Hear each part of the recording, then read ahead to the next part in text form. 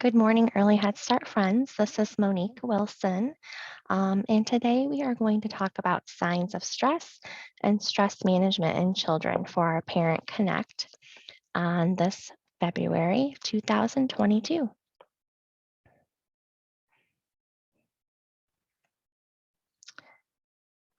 The purpose and our goals today, I want you to become aware and get an understanding of what toxic stress is, understand what toxic stress can look like in children, what toxic stress does to a child's body, how it can affect the child's behaviors, how to talk about traumatic events with your child, and ways to foster resilience in our children and help them relieve any toxic stress that they may be having. So we're going to move along and we're going to get started with a video.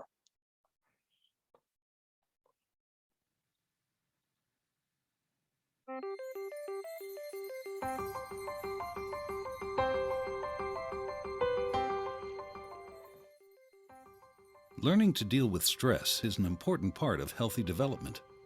When experiencing stress, the stress response system is activated. The body and brain go on alert. There's an adrenaline rush, increased heart rate, and an increase in stress hormone levels. When the stress is relieved after a short time, or a young child receives support from caring adults, the stress response winds down and the body quickly returns to normal. In severe situations, such as ongoing abuse and neglect, where there is no caring adult to act as a buffer against the stress response stays activated.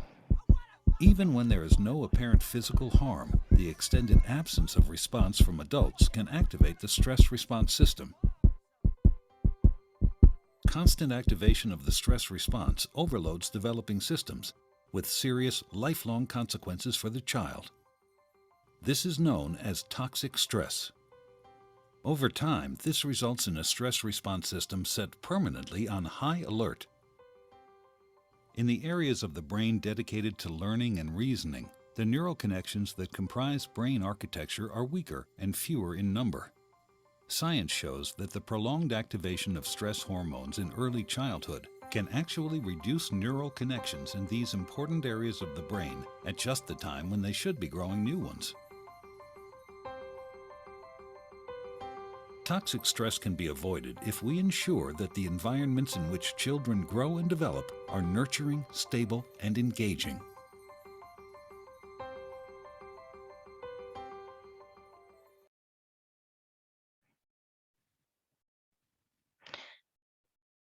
Okay, so the risks of toxic stress were discussed, some of them in the video. We have a list of some different things to think about. So children are at risk for poor outcomes in the following areas: cognitive, so delayed language and learning, language learning difficulties. They may have memory difficulties, reduced ability to focus and concentrate. School readiness goals may not be met, or academic failure. Um, Emotional risks would include self regulation of emotion, self regulation of behavior, poor impulse control, high emotional reactivity.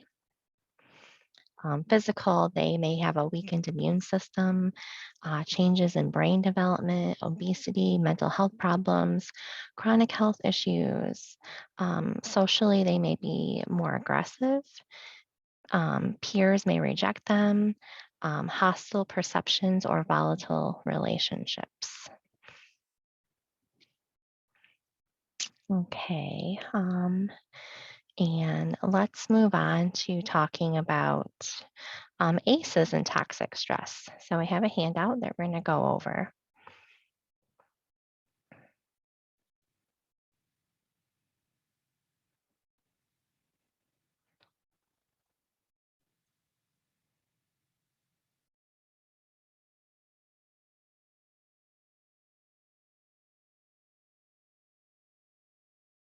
Okay, so this handout is talking about what are ACEs? How do they relate to toxic stress? So ACEs stands for Adverse Childhood Experiences. These experiences can include things like physical or emotional abuse, neglect, caregiver mental illness, and household violence. There are other things included in here, um, like divorce as well too would be included in there. So anything that a child would go through that would cause their body extreme stress, in which they may not have somebody there to support them. So the more ACEs a child experiences, the more likely he or she is to suffer from things like heart disease, diabetes, poor academic achievement, and substance abuse later in life.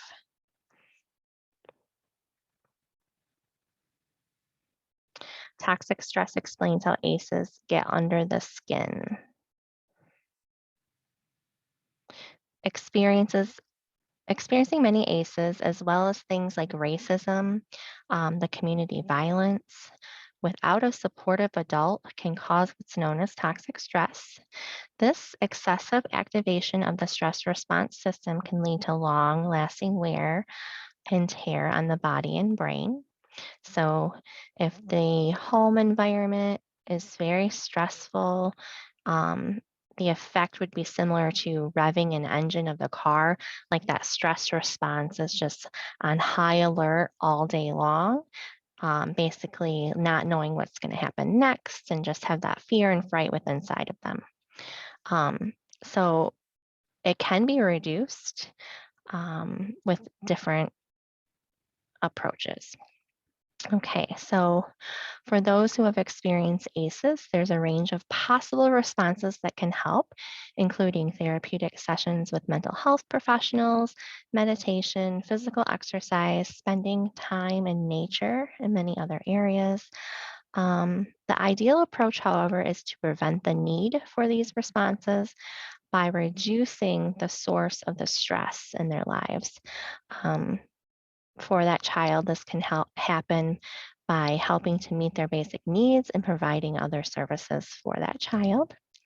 Likewise, fostering strong, responsive relationships between the children, their caregivers, helping your child and adult build core life skills can help to buffer the child from the toxic stress.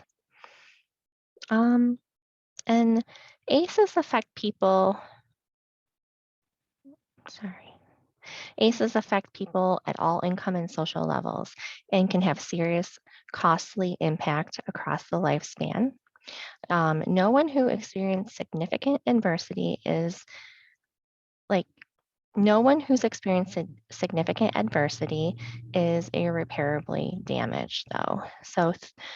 So we need to acknowledge trauma's effects on their lives by reducing family sources of stress, providing children and adults with responsive relationships, and strengthening the core life skills we all need to adapt and thrive. We can prevent and counteract the lasting harm. So that just gives you a little bit of idea what ACEs are. So we will go and continue our presentation. Just fix my screen real quick. Okay, so let's move on to the next area that we're going to talk about. So child behaviors related to toxic stress. So these are some behaviors that preschool children 0 to 5 may exhibit, you may see. Keep in mind that this isn't a list of everything. And also, this may not even be related to toxic stress. So, not every child is going to suffer toxic stress. So, very young children may go back to thumb sucking or wetting the bed at night after a trauma. They may fear strangers, darkness, or monsters. It is fairly common for preschool children to become clingy with a parent, caregiver, or teacher, or want to stay in a place where they feel safe. They may express the trauma repeatedly in their play or tell exaggerated stories about what happened. Some children's eating and sleeping habits may change. They may also have aches and pains that cannot be explained, or other symptoms to watch for are aggressive or withdrawn behavior, hyperactivity, speech difficulties, or disobedience. Infants and toddlers age 0 to 2 cannot understand that a trauma is happening, but they know when their caregiver is upset. They may start to show the same emotions as a caregiver, or they may act differently, like crying for no reason or withdrawing from people and not playing with their toys.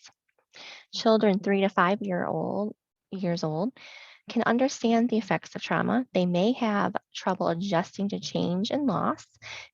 They may depend on adults around them to help them feel better. How to talk to a child after a traumatic event or disaster. So, preschool children 0 to 5, give these very young children a lot of cuddling and verbal support. Take a deep breath before holding or picking them up and focus on them, not the trauma. Get down to their eye level and speak in a calm, gentle voice using words they can understand. And tell them you still care for them and will continue to take care of them so they feel safe.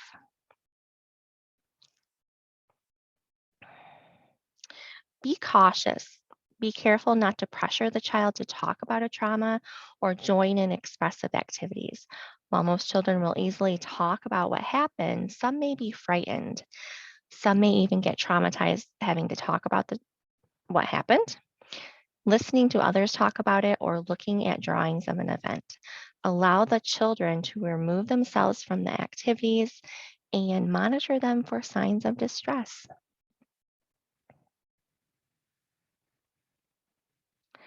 So, how can we overcome the effects of daily stress? Warm, nurturing relationships between children and adults in their lives are the most important. Factors in developing resilience and overcoming potentially negative effects of daily stress. Okay, so you see the hands below. The hands, they offer acceptance. They help that child feel grounded, right? What can you do as a parent? So in the home is your child's first environment and the one where they will spend most time over the course of their childhood. So your home, it's most important for developing resilience. Key principles to support healthy development in the home include structure and fostering a close, warm relationship. So let's break that down and talk about structure and fostering that relationship. So the first idea of structure, establish and stick to family routines. So you have meal times that are, keeping the same throughout the day to the best of your ability, obviously, depending on what's going on that day or that week. Set bedtimes, homework times. You have your hygiene routines. Traditions such as family game night, weekend walks, or movie night. So, having a good structure within the home is important in that routine for your child. Fostering a warm relationship. So you're going to help that child feel secure, especially when faced with ongoing daily stress. So it's important to maintain a warm, nurturing relationship and strong rules and expectations at the same time. So you want to provide support when the child's upset, lots of hugs and kisses, just help them feel loved, right? You want to talk about emotions with your children. So, at all ages, children need to learn how to appropriately express and regulate their emotions. They look to the parents as models for all sorts of behaviors. Express your feelings, including anger and sadness. When accidents happen, I feel frustrated, sad, angry. Talk about the emotions expressed in the world around you. Discuss how characters in books and movies feel about what's happening, how siblings, relatives, or classmates feel about events, or how it might be feel to experience something new. And talk about how you feel, or maybe when you were their age, something, that might have scared you. Talk about how you felt about it. Talk to your child about their emotions, both positive and negative. So, talking with them about their feelings helps recognize the feelings and learn how to regulate them effectively, and naming those emotions for that child. Create rules and expectations and apply them consistently. One key to effective parenting and discipline is to let your child know what is expected of him. So, what to expect if he doesn't do what he's supposed to, and then to follow through every time. So, while change may be necessary, reduce the chaos of change by maintaining routines and manage expectations about the approach and the changes. So, communication, right? So, you're going to communicate with your child through all levels, what you expect, what will happen, and give them options, right? They can choose if they want to or not, but they have to know what the consequences would be for those things. Model and discuss self control.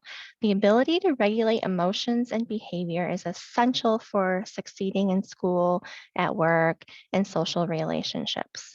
So, you want to be that model for your child and you want to show self control. Um, in order to do that, it can be very hard sometimes, that's for sure. So, when talking about how you feel, also talk about what you will do to appropriately express or release those feelings. Model the behavior you want to see in your child, including responses to anger. Play games that support self control, like musical chairs, red light, green light. And then we have the wheel over here. So, when we talk about modeling, um, how do you model not, you want non-threatening behavior? You model respect, support, and trust, honest and accountability, uh, responsible parenting, shared responsibility, economic partnership. You want to talk about equality of those reactions.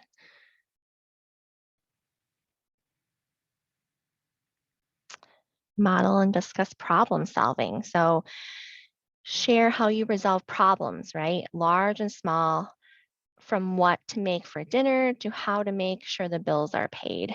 Um, Play games that ask your child to come up with solutions. When your child has a question to a problem, instead of offering suggestions immediately, start with questions such as, what do you think might happen? So, what, why, where, how, when, who? You foster that problem solving in that child, and you push them to thinking a little bit more. You want to build strong communication skills in your child. So, understanding and using language is very important for successful interactions. Communicating the skills, including strong vocabulary and correct language use, are strongly linked to academic success. So, make up family stories in which family members take turns adding something.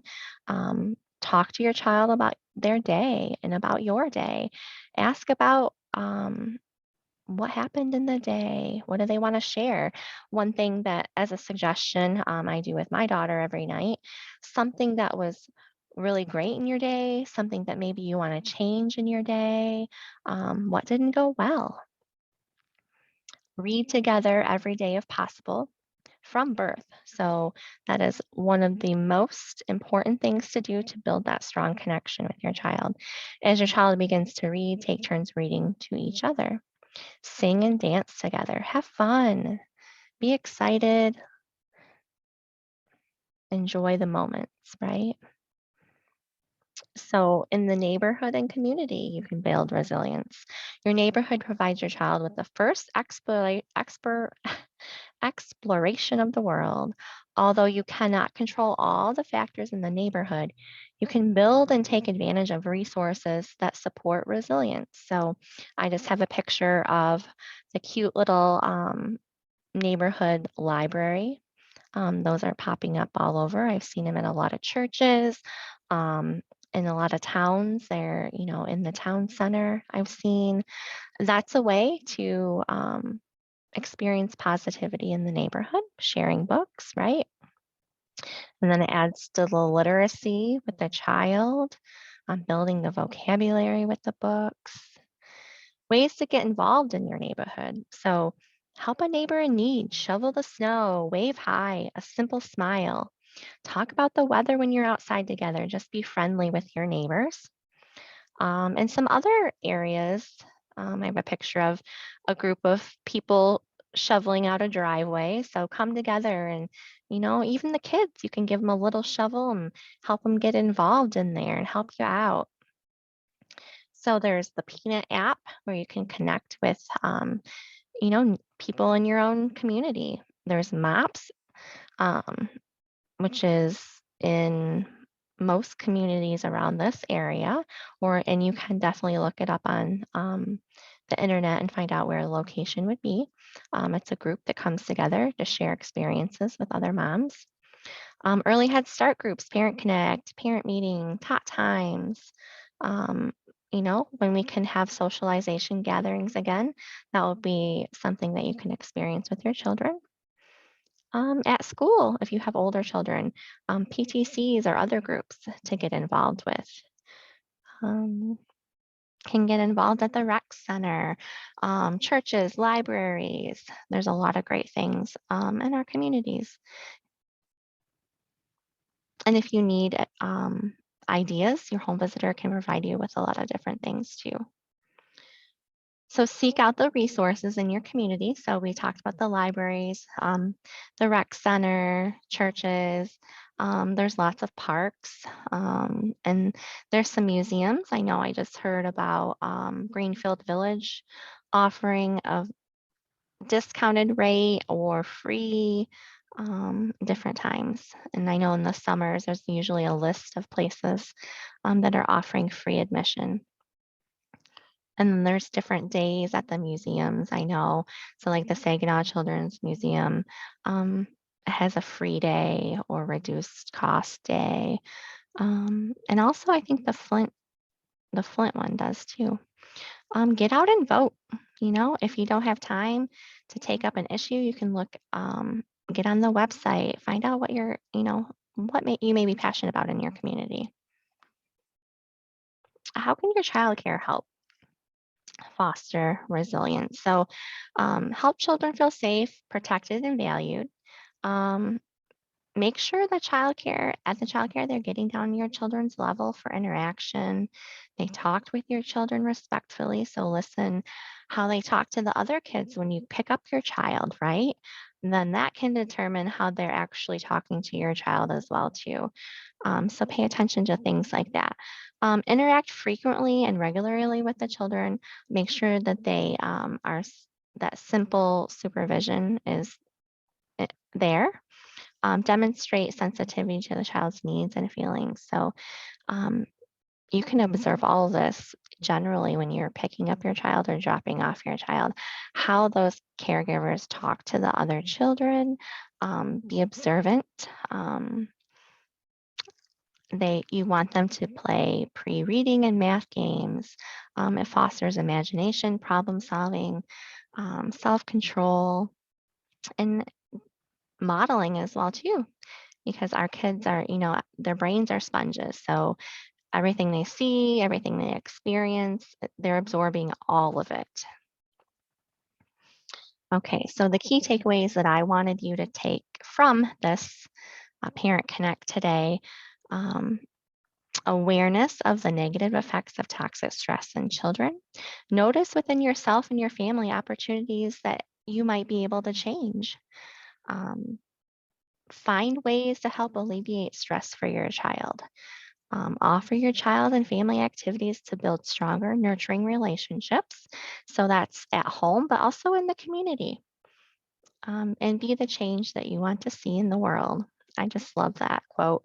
Um, so think about areas that may be causing your child stress or something that they might have went through if they're a foster child. Um, but children just need that love and care and nurture them, hug them, give them kisses. And they're only little for so long. So the more that you could give and show your child at a young age can only help them as they grow into the adults. So the resources for today, I used the Head Start website, the CDC, Center for Developing Children at Harvard, 30 Million Words Initiative, 0 to 3, Too Small to Fail, PBS Parents, National Association for Education. And then there's a website, Toxic Stress, Trauma, and Early Childhood, and then tips for helping with and helping children cope. So I am actually going to post this presentation on YouTube onto our Early Head Start YouTube site. And I will be doing this hopefully by, oh, I think I could probably do it now. So I'm going to end the presentation for now.